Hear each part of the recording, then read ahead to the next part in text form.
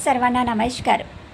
आपल्या सर्वांना माहिती आहे की नवजात शिशूमध्ये सर्वात जास्त मृत्यूचा धोका हा त्याच्या जन्माच्या दिवसपासून तर 28 दिवसपर्यंत सर्वात जास्त असतो. याकरता भारत सरकारने 2011 पासून HBNC हा उपक्रम आणला. HBNC म्हणजेच होम बेस्ड न्यूबॉर्न केअर.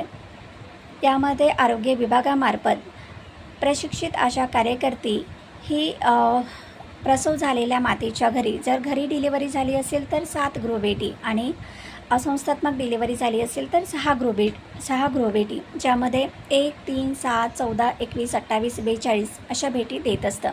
या भेटी दरम्यान माता व बालकाची तपासणी करण्यात येते. यामध्ये बालकाच्या तपासणीमध्ये बाळाचे वजन घेणे, तापमान घेणे, नाळेची तपासणी करणे, त्याच्या स्तनपानाची स्थिती जाणून घेणे, त्यानंतर काही संसर्ग वगैरे आहे का याबद्दलची माहिती घेणे, त्याच्या श्वासोच्छवासाच्या ठोके तपासणे आणि त्याच्या स्वच्छतेबद्दलची काळजी याबाबत मातेला मार्गदर्शन करीत असतं. तर मातेच्या तपासणीमध्ये मातेला आहाराबद्दल माहिती दिली जातं, तिला निव्वळ स्तनपानाचे महत्त्व समजावून सांगितले जातं, तिच्या स्तनपानाची स्थिती जाणून घेतली जातं, तिला होणाऱ्या रक्तस्रावाची माहिती घेतली जातं आणि कुठल्याही प्रकारचा संसर्ग आहे का याबद्दलची माहिती घेतली जातं.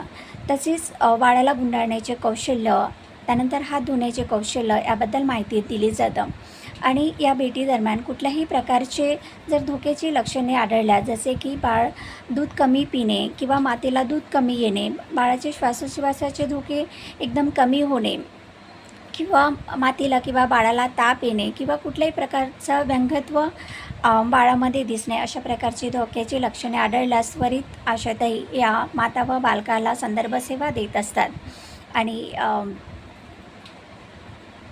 तर आपणही सर्वांनी या संदर्भ सेवेचा लाभ घ्यावा आणि त्वरित आपल्या आशा कार्यकर्तीसोबत संपर्क साधावा. धन्यवाद.